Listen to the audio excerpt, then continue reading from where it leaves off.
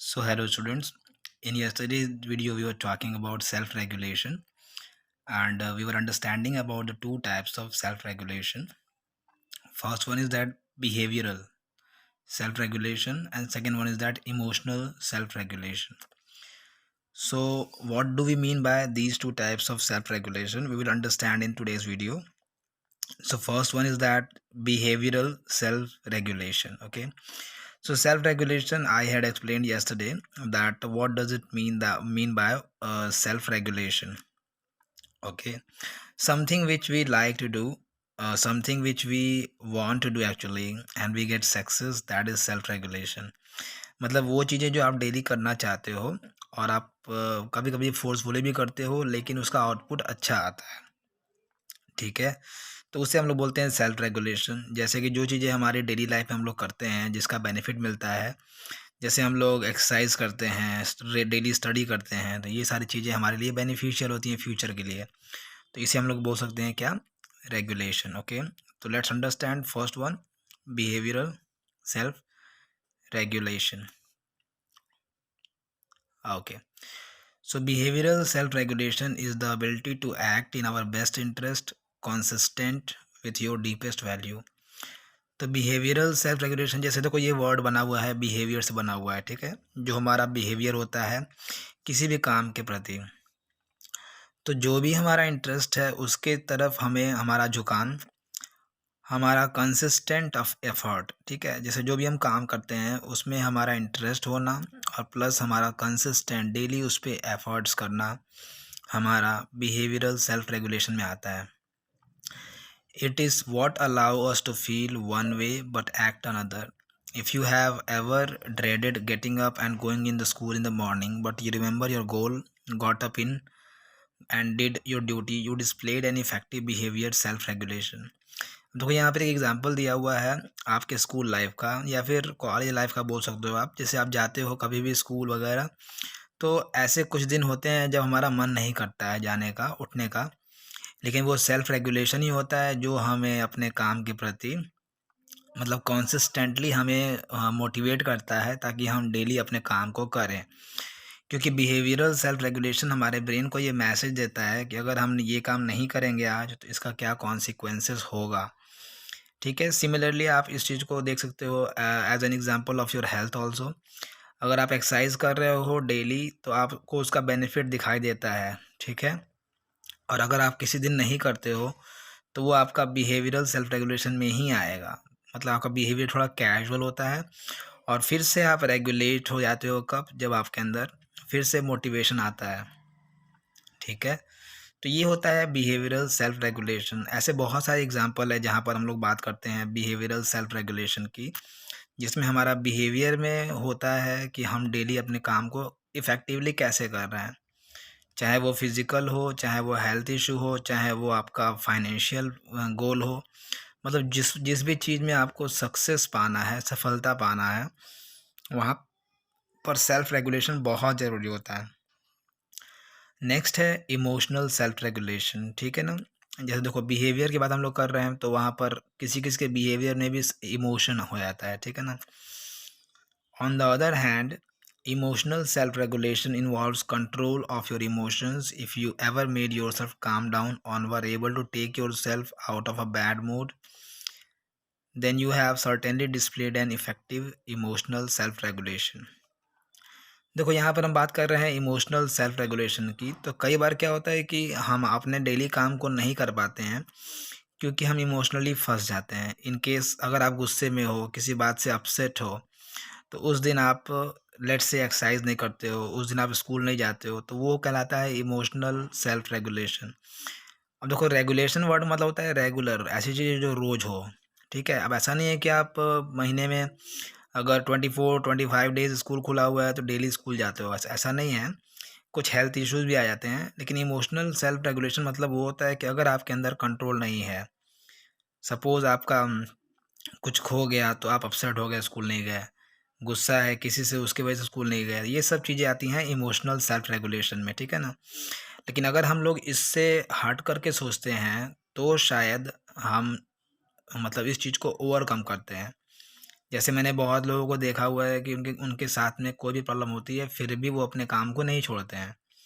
कुछ लोग एक्सरसाइज़ करते हैं, तो वो डेली करते हैं, चाहे उन्हें कोई भी समस्या हो, ठीक है? मतलब अगर वो गुस्से में हो या फिर कोई अपसेट हो, लेकिन फिर भी वो एक्सरसाइज़ करना नहीं छोड़ते हैं, क्योंकि वो एक रेगुलेशन उनके अंदर पहले से मेंटेन है, ठीक है? क्योंकि वो जानते हैं कि अगर हम छोड़ देंगे एक भी दिन तो उसका क्या कॉन्सिक्वेंसेस होगा, उसका रिज़ल्ट क्या होगा। अब how do we learn this skill, ठीक है? अब ये 2 चीज़ें हैं, बिहेवियरल सेल्फ रेगुलेशन और इमोशनल सेल्फ रेगुलेशन। ये तो समझ में आ गया हम लोगों को कि होता क्या है, ठीक है? लेकिन कैसे हम लोग इसको डेवलप करेंगे, ठीक है? तो पहली चीज़ है planning. Your task, setting goals, and create a timetable. As a student in the stage, you have an opportunity to work on your self assessment and learn how to pick up the best strategies of your success. देखो, पहली चीज़ है हम लोगों को planning करना चाहिए। हमें जो भी काम करना है उसके लिए हमें टाइम टेबल बनाना चाहिए और हमें अपने आप को सेल्फ असेसमेंट करना चाहिए। जैसे हमें कितना आ रहा है उसका एक असेसमेंट होना चाहिए और हमारी सफलता के लिए भी हमें एक पैरामीटर सेट करना चाहिए और उस पे हमें काम करना चाहिए। फॉर एग्ज़ाम्पल, अगर आपका एग्ज़ाम है क्लास 10th का, तो आप अभी से प्लान करो कि आपको कितने समय में कोर्स पूरा करना होगा, कितने समय में डाउट्स क्लियर करना होगा, कितने घंटे पढ़ना होगा, किस सब्जेक्ट को कितना टाइम देना होगा। ये सारी चीज़ें आती हैं प्लानिंग के अंतर्गत। और साथ में सेल्फ असेसमेंट, मतलब आपको कितना समझ में आ रहा है, कौन सी टॉपिक आपको क्लियर है, कौन सा नहीं क्लियर है, उसको आप असेसमेंट करो अपना खुद से। उसके बाद जो टॉपिक में डाउट्स है उसे टीचर से कंसल्ट करके सही करो। ये सारी चीज़ें अगर आप रिटन करते हो तो बहुत फ़ायदा मिलेगा आपको। ये सब कहलाता है प्लानिंग। सेकेंड है monitoring. Once you have put the plan into the action, your monitor is it closely. Here in the stage, you as a student get experience in implementing the strategies you choose. देखो, monitoring क्या होता है? अगर आपके पास जब आप planning करते हो तो आपको सारे प्रॉब्लम दिखाई देते हैं कि जैसे फॉर एग्जांपल आपको मैथ्स में क्वेश्चंस नहीं आ रहा है, इंग्लिश में नहीं आ रहा है, कंप्यूटर में कुछ टॉपिक्स नहीं क्लियर है, तो आप वहाँ पर मॉनिटर करते हो, ठीक है? मॉनिटर करने के बाद आप उस प्रॉब्लम्स को सॉल्व करने के लिए स्ट्रैटेजी खोजते हो कि कैसे इन प्रॉब्लम्स को सॉल्व किया जाए, ठीक है? वो आपका मॉनिटरिंग होता है। और मॉनिटरिंग का मतलब ये नहीं होता है कि प्रॉब्लम तुरंत, देखो सारी प्रॉब्लम्स होती है, कुछ प्रॉब्लम होती है कि बहुत जल्दी वो सॉल्व नहीं होता है। जैसे अगर मैथ्स का डाउट है, अगर आपको चैप्टर ही नहीं क्लियर है तो फिर वो समझ में नहीं आएगा, इसलिए आप स्टार्टिंग से पढ़ना शुरू करोगे, फिर तो उसे बोलते हैं मॉनिटरिंग। तो उसमें आप जब तक आपकी प्रॉब्लम सॉल्व ना हो जाए उसके प्रॉब्लम के पीछे आप लगे रहते हो। थर्ड है reflecting. As a student, reflecting on how you did the task, what went well and what did not, gives you a chance to improve. Second होता है रिफ्लेक्शन, अपने आप पर रिफ्लेक्शन करना कि आपने जो भी काम किया है वो काम कैसा था, क्या वर्क किया, क्या वर्क नहीं किया। ये सारी चीज़ें अगर आप रिफ्लेक्ट करते हो अपने आप पर तो आपको उसका बेनिफिट मिलता है। When you as a student take the initiative and regulate your own learning, you automatically gain deeper insights into how you learn, what your learning style is, what work best for you, and all this type you perform better. देखो, जब हम लोग as a student अपने आप में initiative लेते हैं, अपनी लर्निंग को स्ट्रॉन्ग करते हैं, तो ऑटोमेटिक हम जो भी पढ़ते हैं वो हमारा बेस्ट हो जाता है। Self regulation can help in education as school can get very challenging sometimes. देखो, सेल्फ रेगुलेशन हमारे लिए बहुत ज़्यादा बेस्ट होता है, क्योंकि कई बार क्या होता है कि एजुकेशन सेक्टर में कई बार हम स्कूल वगैरह नहीं जा पाते हैं या फिर किसी भी कारण से स्कूल से हम दूर हो जाते हैं। तो उस केस में सेल्फ रेगुलेशन ही एक ऐसा की होता है जिससे कि हम एजुकेशन से जुड़े होते हैं, ठीक है?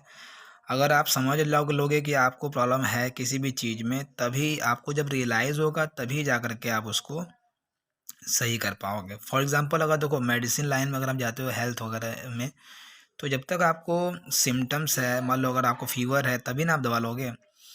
तो रिफ्लेक्ट करते हो आप, जब दवा लेते हो फिर आपको आराम मिलता है, तो ये सब सारी चीज़ें फिर आप नेक्स्ट टाइम टेक केयर करते हो, ठीक है? कि मैंने ये किया था तो मैं बीमार पड़ा था, तो अब मैं वैसा नहीं करूँगा, ठीक है ना?